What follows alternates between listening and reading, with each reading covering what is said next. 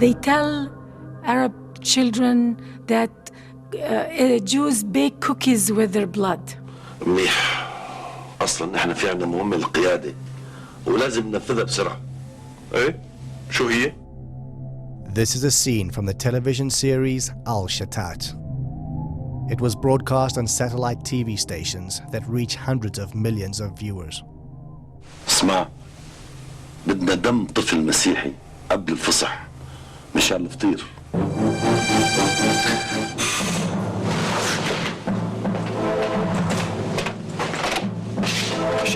شالوم هذا شافكم؟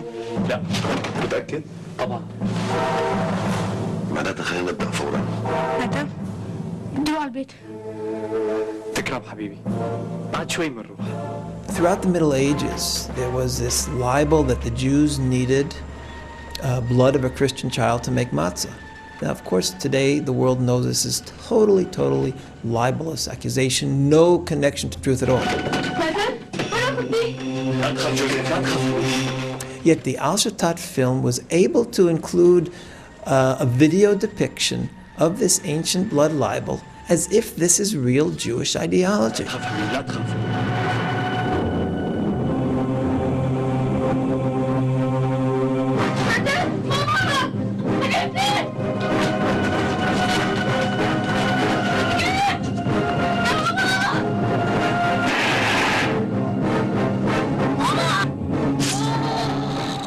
There is no shame in Arab media. In the degree they are ready to cover hate speech and lies, outright lies against the Western Israel.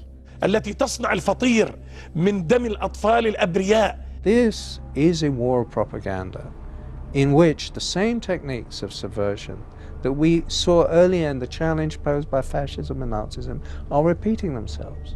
The propaganda of Islam is very similar to the propaganda of Nazism.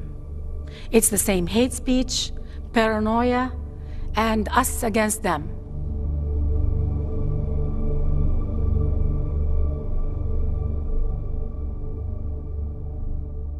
Here is a critical point that is generally overlooked. The anti-Semitism of the Nazis had a great appeal already in the mid-1930s to many Arab nationalists and Islamic fundamentalists. From the mid-30s, from 1936 on, Hitler and his propaganda sections made a great effort to win over the Arab peoples of the Middle East.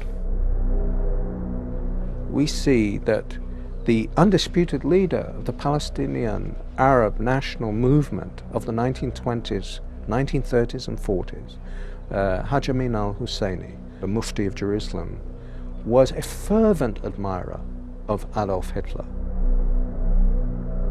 The Mufti was one of the founders of the radical Islamic movement, and Hitler saw at once that this man not only could serve his purpose, but wanted to serve his purpose.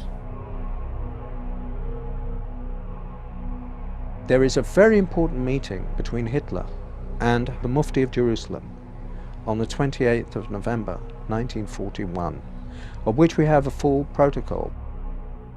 And what Hitler explains is that this is first and foremost a war of extermination against Jewry. And he tells him to lock this secret in his heart. He is revealing it to the Mufti. It's extraordinary he should choose the leader of the Palestinian Arab National Movement for this revelation, which is in an official German document. It seemed strange to us that a Mufti who was not a pure Aryan was being received by Hitler. But they said, no, we have the same goal, which is the extermination of the Jews. The Mufti was sent to the Balkans, where he raised a Bosnian Muslim SS division. He had several SS divisions, the Handschar division, for example, where they had nominally Croatian officers, but the rank and file of the unit were entirely Muslim, Arab Muslims, and they were bringing them in from all over the world. I was utterly astonished that the Grand Mufti of Jerusalem had raised a Panzer division of Bosnian Muslims. to fight along the Waffen-SS.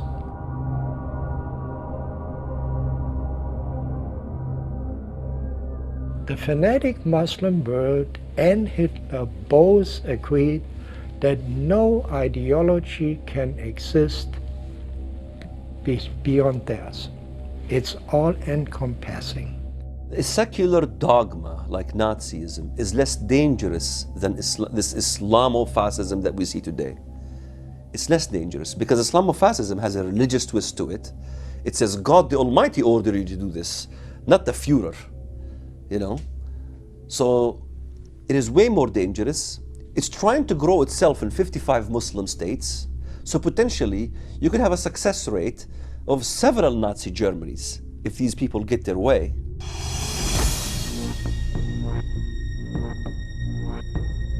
They've been very clear about it. They're the same as Hitler's goals, you know.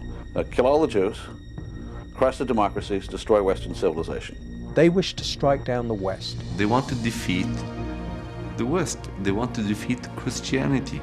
They want to defeat Judaism. Islam is superior than the Jews, than the Christians, than the Buddhists, than the Hindus. The only deen Allah accepts is Al-Islam. And whoever seek any other deen apart from Islam will never be accepted.